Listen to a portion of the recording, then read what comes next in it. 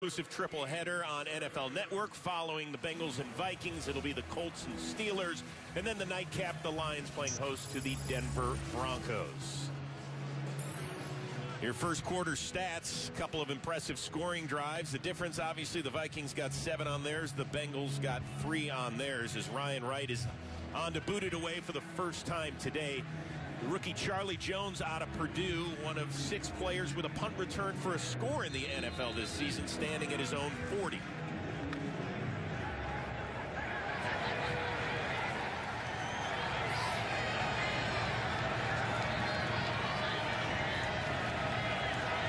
Wright averaging nearly 48 yards per punt. Gets it away cleanly, and it's a good one, driving Jones all the way back inside his 30. But he's got some space to the left. Cuts it all the way across field for a 10-yard return. Pat Jones knocks him out of bounds. Time for what really happened, presented by Progressive. Lou Anarumo has these guys making it look like they're going to blitz. Those two are going to drop out in coverage, and then the safety is going to come on the blitz with the other one going back to the middle of the field, and they're not able to pick it up as the offensive line is looking to slide to the right. Ham's able to pick one of the guys up in the backfield, but Hendrickson and Pratt get to Mullins before he can find anybody open down the field. And for Hendrickson, gets credited with a half sack, tying his single season best with 14. Bengals' third drive of the game, the rookie Chase Brown settles in next to Browning. And he's going to get it on the screen. He's got some space. That could be trouble. He gets spun out of bounds by Caleb Evans, and that is good news because there was plenty of space, just like last week against the Indianapolis Colts. Chase Brown got this ball in his hands, and next thing you know, 50-something yards later, he was dancing in the end zone. But it wasn't just him. Look at Big 67 out there. Cordell Volson, he hit 17.6 miles per hour himself as he was chasing Chase Brown in the backfield. Look at that. Chase Brown, second fastest ball carrier in the NFL this year, right behind DK Metcalf. And Jake Browning wanted to make sure that he got measured in at 20.8 miles per hour during a camp sprinting drill. Here he just takes his time handing it off, and the Bengals do get a first down. Josh Metellus in on the stop. Browning so far throwing a lot of the short stuff, keeping the percentage high. Now remember, he came out of Washington where he made 53 career starts, was on the Vikings practice squad in 2019 and 2020. He called it a master class in patience. Finally got his time here in the last 4 weeks, and the Bengals, who've been oh so healthy on that offensive line, it's Alex Kappa limping off. 6-year man out of Humboldt State. I mean, it is amazing. They are one of 3 teams to start their entire offensive line unit all season long. They played really well last week against the Indianapolis Colts. And Zach Taylor said a lot of time he's defended those guys because everybody else is saying negative things about that unit and how they're playing together. But he's been very pleased with how they've been able to come together, work as a unit, and find ways, especially when Burrow goes out, to keep Jake Browning upright. Even that Steelers game, there was a few sacks, but Browning told us himself he held on to the ball a little too long in a lot of situations. Yep. Cody Ford has checked in to replace him, the 5th-year man out of Oklahoma. So 1st and 10 for the Bengals at their own 49 with Brown in the backfield. Browning will swing it out to the rookie. Tries to split the defenders and gets a 6-yard gain. Ivan Pace Jr., local product there to wrap him up. Bengals looking to take a shot down the field. You see T. Higgins and Jamar Chase, only 2 receivers out on the route. Vikings do a good job of covering that in zone. Good decision checking the ball down and getting some yards there on a first down pickup.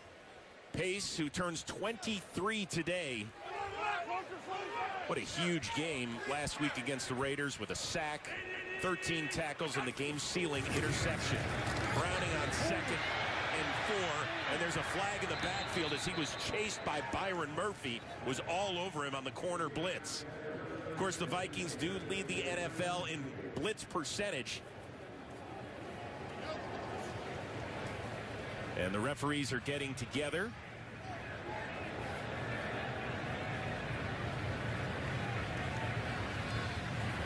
Bill Vinovich saying, hey, it's holding, you want to walk him back or what?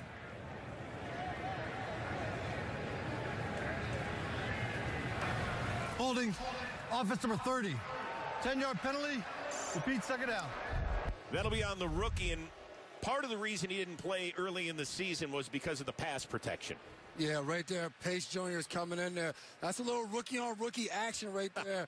But Pace is the guy that's supposed to be making the tackles right there. Chase Brown wraps him up right there. Cannot do it. Buys a little time for Jake Browning. Eventually has to throw the ball away. Kevin O'Connell does take the yardage, and so it's going to be 2nd and 14 to push the ball back into Bengals territory. Jamar Chase with just the one big play in the opening quarter.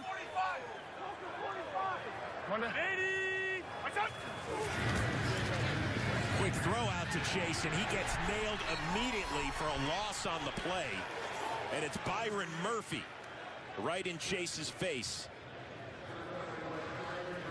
Really good play right there by Byron Murphy on the outside, seeing and diagnosing this play and reacting on it, defeating a blocker of a tight end and going to make that play. That brings up a 3rd and long right here for the Cincinnati Bengals offense. These are situations for a play caller. You don't have many things on your sheet for that 3rd and 15. It's going to be interesting whether Flores decides to bring some pressure or sit back in zone and allow them to throw the ball in front. Browning barking out the signals. Just gets it off before the play clock expires. And Browning's going deep downfield for Charlie Jones. He had him. And just past the fingertips of the rookie. And that is one you have got to nail if you're the Bengals.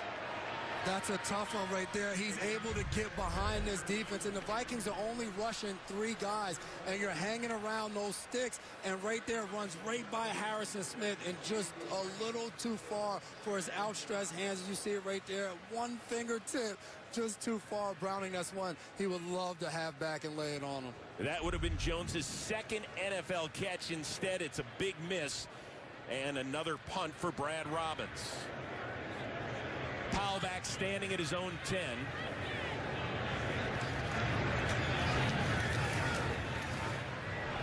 Powell is going to return it. Gets past one defender. There's a flag down, and Powell chased out around the 15. Flag is on the far side of the field from where the punt was returned. Charlie Jones is thinking the big old what if. This place was ready to erupt on that pass.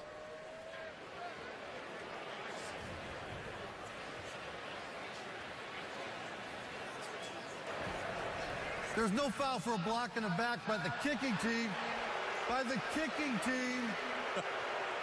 Okay. The ball was already caught. Timeout. All right. Bill Vitt, the NFL family is committed to advancing social justice through work that reduces barriers to opportunities. Just as players inspire change in their communities, the Inspire Change Changemaker Award recognizes community members who are working every day to advance social justice. To learn more about each team's change maker, visit NFL.com/inspirechange. Vikings ball just outside of their own 15 with a 7-3 lead.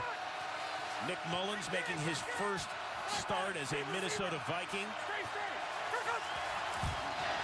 They'll hand it off, and it is Wanwu for the first time, and there is no gain on that one. B.J. Hill and Josh Tupou there on the stop. Logan Wilson helping out as well. So big picture here, the Cincinnati Bengals, one of a half dozen teams in the AFC, sitting at 7-6, but because of the tiebreaker scenarios, no wins in the division, a tough conference record. This really is a playoff game for them. It 100% is. They have to win all of these down the stretch, and that's something that they're familiar with over the last few seasons. 2nd and 9, Mullins nearly picked off as it was Dax Hill that cut right in front of Justin Jefferson, and he would have walked in for 6. Just playing zone right there. Mullins is just a little off with this pass. We're going to see Dax Hill coming from the middle right there as he goes to drive on it. And if he puts that ball on Jefferson, that's a completion. Leads him too far inside, and one that should have been picked off. Last time in a 3rd and long, Lou Anarumo dialed up some heat. The Bengals front. Let's see if they blitz. They've got plenty of guys right at the line on 3rd and 9. And there is a flag before the snap, and it's going to be a false start on the Vikings. False start.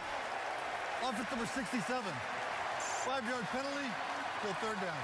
That's the right guard, Ed Ingram. And, hey, Zach Taylor asked for the fan help. Delivering in the last two drives. They are delivering, and the Bengals defense, they were coming on that one. As he's starting to get into his count, you see guys falling over themselves, trying to get going and rush the passer right there.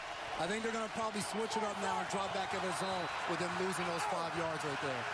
C.J. Ham in as the blocking back on 3rd and 14 as the Bengals are not showing blitz. In fact, only a couple of down linemen, 3 of them on this play. Mullins is going to dump it down to Hockenson. It gets it past the 25 and gets enough for the first down. Yes, that way, T.J. Hockenson. Really good run after the catch right there by T.J. Hockenson, just dropping it down. And they did. They sat back in zone, had all the defenders, and that's why important on defense right there. You all have to see where the ball is going and break to it and go to make a play. But a smart decision by Mullins right there. Hey, nothing's open down the field. Get it to Hockenson and let him do the rest. Great trade that brought him to Minnesota a year ago from Detroit for a couple of picks. He has been super productive, and here gets a first down. Quick toss out to K.J. Osborne, dragged down by Logan Wilson after a couple-yard gain. Well, right now the Minnesota Vikings sit as the 6th seed, but they have dreams of a 2nd straight division title. They will get that if they win out because they play the Detroit Lions twice down the stretch. Mullins changing the play.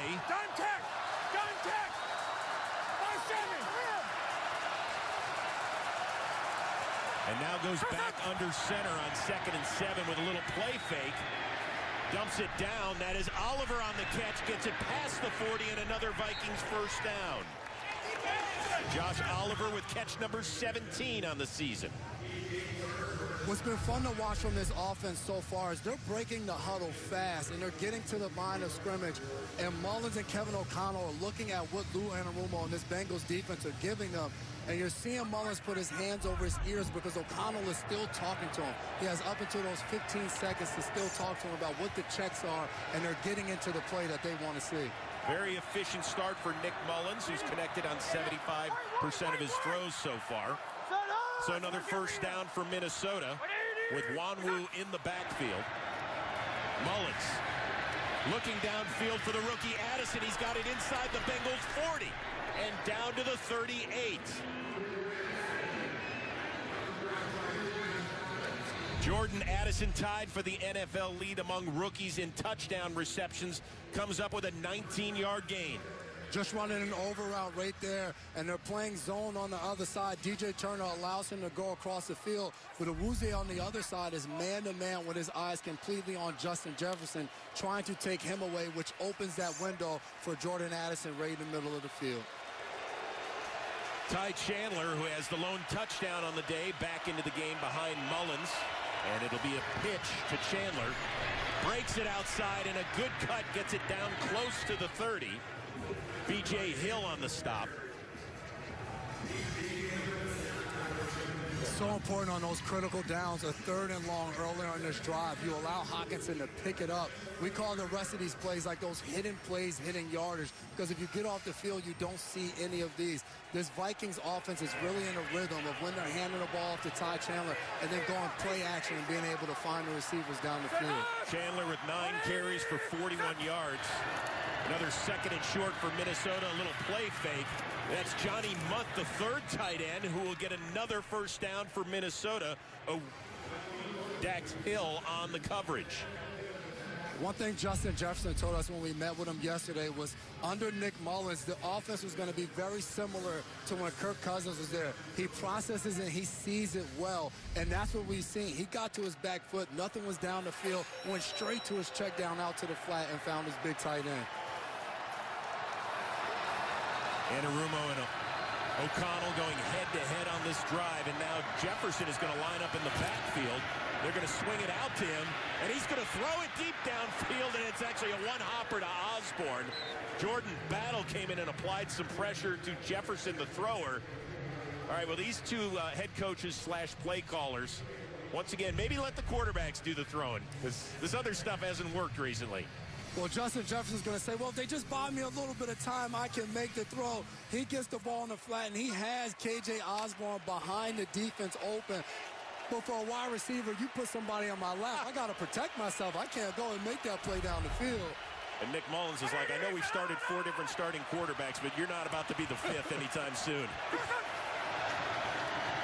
Chandler cuts it back, a little spin move, gets maybe a yard and a half before Cam Sample makes the stop. Well, this is the way it has gone. Kirk Cousins was off to arguably the best start of his career before he tore his Achilles in Week 8. Josh Dobbs, he made 4 starts and actually came in 5 days after being traded from the Cardinals to Minnesota because Jaron Hall, the rookie out of BYU, was concussed in Week 9. So it has been a quarterback carousel, one to write home about for the Minnesota Vikings. Dobbs, by the way, the 3rd emergency quarterback on this afternoon. Not even the backup. 3rd and 8. Mullins. What a catch. Hawkinson gets another first down as he makes the snag that was actually behind him on the throw. It was behind him. Mullins is in such control of this offense right now. They came with the pressure, and he's checking before this, talking to them, gets the ball, and knows exactly where to go with the ball as he knows he's going to get knocked down. Look at him hanging there in the pocket, close to getting hit in the helmet right there as he releases that ball to Hawkinson as well. Zach Carter applying the pressure on Mullins, and Hawkinson with another catch has the ball down to the 15.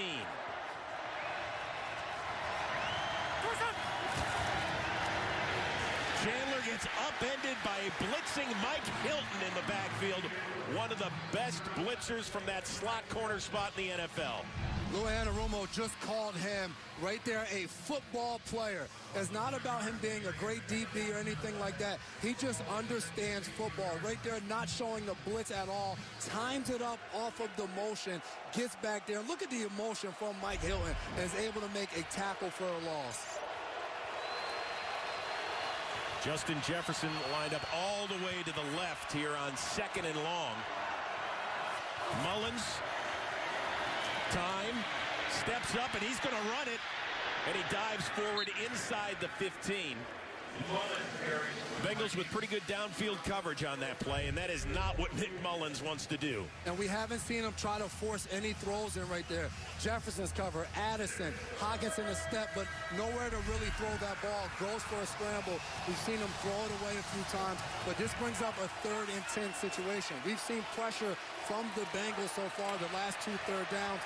Mullins has found T.J. Hawkinson, who gets the most targets on 3rd down for his Vikings offense. Vikings 4 of 5 on 3rd down conversions today.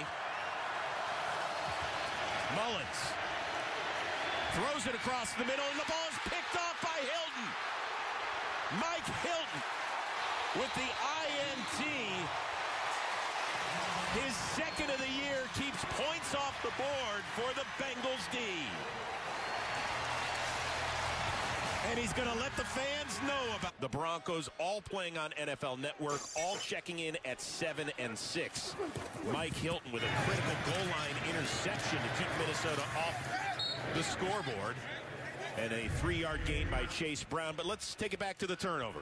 Double team on Justin Jefferson with these 2 guys, and then a double team on T.J. Hawkinson with these 2 guys. Lou Anarumo taking away your 2 best players. Mullins doesn't see it, looks for Hawkinson, then tries to come back to Jefferson. Hilton right there with their eyes on him, and they make a play right there. They're going to force him on 3rd down to try to find one of the other 3 guys. Joe Mixon, after getting a quick stretch on the sideline, back into battle on 2nd and 7. And it'll be a handoff, get it up close to the 25-yard line, stopped a couple yards shy. Harrison Phillips, who has had an amazing season for the Minnesota Vikings with the stop. 2nd most tackles of any interior defensive lineman this season. Brings up a big 3rd and 2 right here for this Cincinnati Bengals offense. Think right here they're going to try to isolate Jamar Chase and be able to put him on one side of the field and determine whether the Vikings are choosing to double team or not, and that can dictate where Browning goes with the ball. 3rd and short. Drew Sample, the blocking back in the backfield. And Browning connects to Tanner Hudson for a first down up near the 35. Ball comes loose, but the referees are saying that Hudson was down.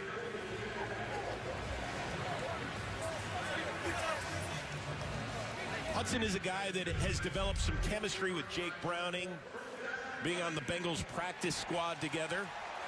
As you can see, the knee clearly down before ball came out. Does a really good job of finding that open space in his zone, and him and Browning on the same page, and makes a really good throw on that 3rd down. Closing in on the 2-minute mark.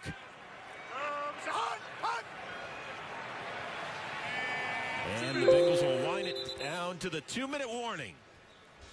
Jake Browning trying to close in on that 7-3 deficit here in Cincinnati. So Andrew Siciliano, Steve Smith Sr., Gerald McCoy break down the first half of this game and look ahead to the second game of our triple header between the Steelers and Colts. That's all coming your way on the Lexus halftime show. And I can see that the Grinch listened to Zach Taylor's plea this week. Chris, I want you to look at me the way the Grinch is looking at that. I hear you, man. In the stands as well. I got it. But we still have the second half, so maybe. Bengals after a 3rd down conversion. The ball at the 2-minute warning. Browning looking to dump it down short, in and out of the hands of Drew Sample, his old college teammate. 2-minute situation right here for Cincinnati. Have 2 timeouts, so they have plenty of time left. The thing right here for Zach Taylor, you look at this drive, you want to end this drive with the ball in your hands. So you're not going to see them rushing to get on the ball and go fast, because there's plenty of time of this half. And for Flores and for this Minnesota Vikings defense, just play what you play. There's no reason to do anything different with this much time still left in the half. So does that mean blitzing? Yes, that means blitzing. 2nd and 10. Browning flushed and gets nailed. And boy, do I mean nailed by Daniil Hunter back at the 20. Wow. And we have a timeout taken. First charge timeout, Minnesota. And with 3rd and long coming up, the Vikings wisely take the timeout. But how about the hit from Hunter? That is a huge hit from Daniil Hunter right there. A guy that's been unbelievable this year. His name should be in the conversation for Defensive Player of the Year. For Jake Browning right there, their offensive line gave him plenty of time.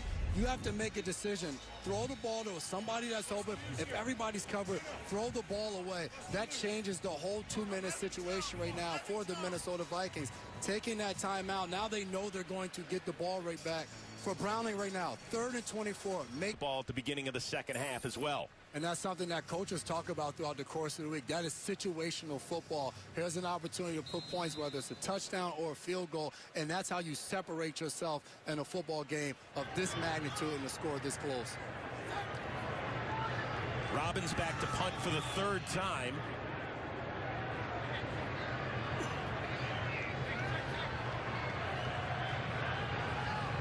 A lot of finger pointing down there on the line. And a good rush, but Robbins gets it away. Powell near the Bengals sideline steps out at the 33. So Nick Mullins, who engineered a touchdown drive in his first drive as a Viking, will try and get one more before the half. Right there. Gets the catch right there, but is not able to get that 2nd foot down, I think. But let's take another look at it from this angle, which will clearly tell us. Bobbles it right there. Catch 1, 2. Remember, there's no challenge with under 2 minutes to go. It is a booth review. And Justin Jefferson checking with the ref on that to make sure that he is onside. And now we have a stoppage of play. Previous play is under review. There you go. It was close, Chris. I think he gets that second foot down. From the look on Jefferson's face, he thinks so too. Yes, the bobble happens early, but you got to look. Ball secure right there. That right foot was down. I think the right foot's down when he catches it, and then he gets that left foot down. The elbow comes down out of bounds, but I think it'll be a matter of once he secures the ball, are they saying that that right foot is down? Because right there, to me, catch, right foot's down, and then that left one comes down. That's a frame-by-frame situation, because that's a close one. One other look at it, it definitely, he gets possession right there, and it looks like that right foot's down. I think so. I think that's going to be a catch right there. Close, tough to see in full speed, but once you slow it down, I think that's going to be a catch. Because he didn't lose possession once he hit the ground. The ball did not move. Ball stayed tucked in there, never moved at any moment. Time to bring in, for the first time today, our rules analyst, Gene Steratore. What do you think, Gene? Yeah, Jason continues to impress me, Chris. I think he's got it nailed. When Jefferson possesses, right foot is down, then you have a clear left foot. Even though the elbow hits out of bounds, you do have a confirmed catcher possession, and then 2 feet. I think they reversed this to a catch, fellas. Make sure you don't go anywhere, Gene, because we'll be seeing you later today for the Steelers and the Colts, and then the Lions playing host to the Broncos as well. Gene always agrees with me. After reviewing the play, it is a completed catch at the sideline. Second down. Check mark, Jason McCourty. Check mark, Gene Steratore. Thank you, thank you. That's the sort of scoreboard we like out here. So the guy nicknamed the Jet gets both wheels down. I like that. Both wheels down. Allowed 1 per game. That's it, bro. See you next season. 6-yard gain.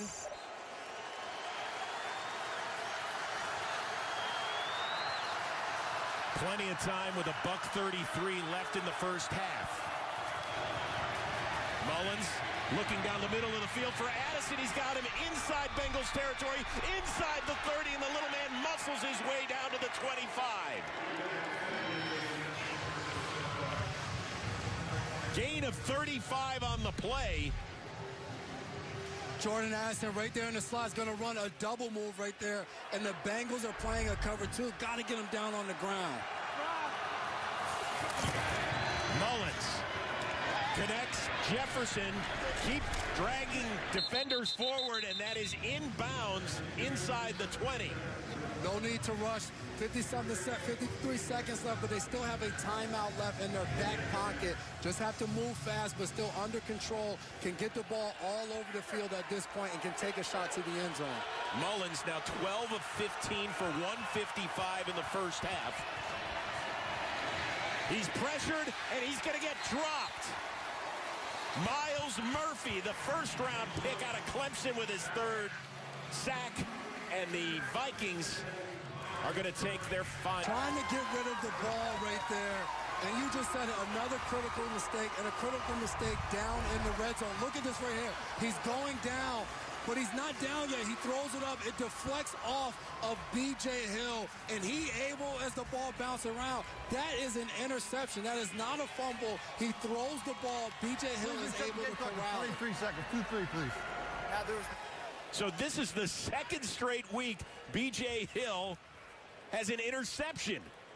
What did Mike Hilton say to us? Please reset the game clock at 25 seconds. Resetting the game clock. B.J. Hill has walked into the DB room this week to brag about how he has better hands than the DBs on the team. That is a big-time play right there. And the awareness, once the ball bounces off him, on the ground to be able to corral that ball. In the meantime, you got to wonder what Nick Mullins was thinking. I mean, trying to get rid of the football when you're on your way down. And I think he just took a sack to play before. He knows the situation they're in. But at that point, you're still